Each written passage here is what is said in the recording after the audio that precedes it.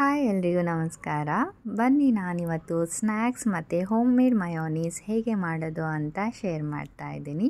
So ಆಲೂಗಡ್ಡೆನ ಬೇಯಿಸೋಕ್ಕಿಟ್ಟಿದ್ದೀನಿ and mayonnaise prepare ಮಾಡೋದಕ್ಕೆ ಪನ್ನೀರ್ ಬೇಕಾಗುತ್ತೆ and paneer ಕೂಡ ನಾನು ಮನೆಯಲ್ಲೇ ಪ್ರಿಪೇರ್ ಮಾಡಿರೋದು.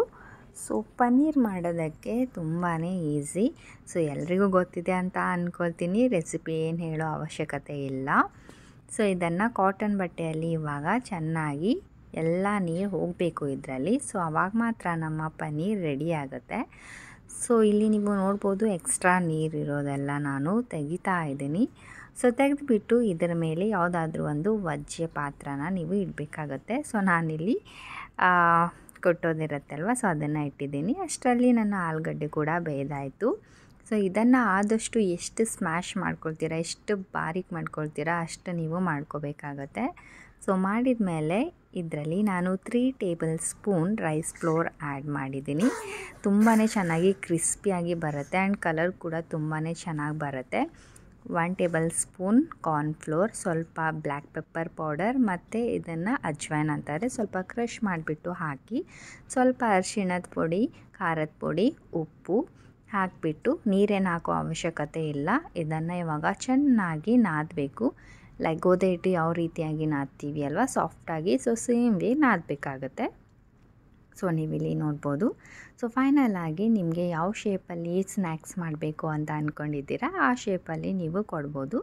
ನಾನು ಸ್ವಲ್ಪ ಉದ್ದ ಇರಲಿ, ನನ್ನ ಮಕ್ಕಳಿಗೆ ಚೆನ್ನಾಗಿ ಹಚ್ಕೊಂಡು ತಿನ್ನೋದಕ್ಕೆ ಬರುತ್ತೆ, ಈಸಿ ಆಗುತ್ತೆ ಅಂತ ಹೇಳಿಬಿಟ್ಟು ನಾನು ಈ ರೀತಿಯಾಗಿ ಉದ್ದುದ್ದಾಗಿ ಮಾಡ್ಕೊಂಡಿದ್ದೀನಿ. ಬೇಕು ಅಂತಂದರೆ ನೀವು ರೌಂಡ್ ಶೇಪ್ ಕೂಡ ಮಾಡ್ಕೋಬಹುದು.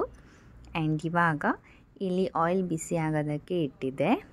ಆ್ಯಂಡ್ ಇವಾಗ ಬಿಸಿ ಆದಮೇಲೆ ಎಲ್ಲ ಪೊಟ್ಯಾಟೋಸ್ ಏನು ನಾವು ಮಾಡಿದ್ದೀವಿ ಅಲ್ವಾ, ಸೊ ಅದನ್ನು ಹಾಕಬೇಕಾಗತ್ತೆ.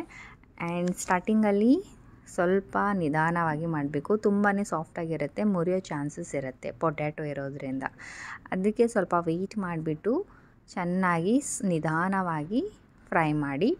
ಆ್ಯಂಡ್ ಎಲ್ಲಿವರೆಗೂ ಮಾಡಬೇಕು ಅಂತಂದರೆ ಗೋಲ್ಡನ್ ಬ್ರೌನ್ ಕಲರ್ ಆಗಬೇಕು ಆ್ಯಂಡ್ ನಿಮಗೆ ಸೌಂಡ್ ಬರುತ್ತೆ, ಕ್ರಿಸ್ಪಿನೆಸ್. ಸೊ ಅಲ್ಲಿವರೆಗೂ ನೀವು ಫ್ರೈ ಮಾಡ್ಕೊಳ್ಳಿ.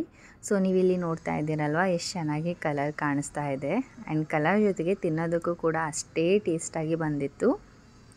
ಆ್ಯಂಡ್ ಇವಾಗ ಮಯೋನೀಸ್ ಮಾಡೋದಕ್ಕೆ ಸ್ವಲ್ಪ ಗೋಡಂಬಿ, 2 ಬೆಳ್ಳುಳ್ಳಿ, ಸ್ವಲ್ಪ ಬ್ಲ್ಯಾಕ್ ಪೆಪ್ಪರ್ ಪೌಡರ್, ಸ್ವಲ್ಪ ಉಪ್ಪು ಆ್ಯಂಡ್ ಪನ್ನೀರ್ ಆಗೋದಕ್ಕೆ ಇಟ್ಟಿದ್ವಿ ಅಲ್ವಾ. ಸೊ ಇವಾಗ ಅದರಿಂದ ಎಲ್ಲ ನೀರು ಹೋಗಿದೆ.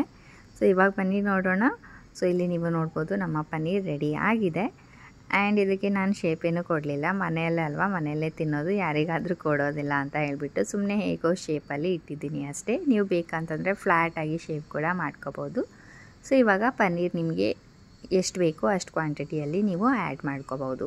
ಓಕೆ, ಸೊ ನಾನು ಇದರಿಂದ ಹಾಫ್ ಕ್ವಾಂಟಿಟಿನ ಆ್ಯಡ್ ಮಾಡ್ಕೊಂಡಿದ್ದೀನಿ. ಸೊ ಮಾಡಿದಾದಮೇಲೆ ಸ್ವಲ್ಪನೇ ನೀರು ಹಾಕಬೇಕು.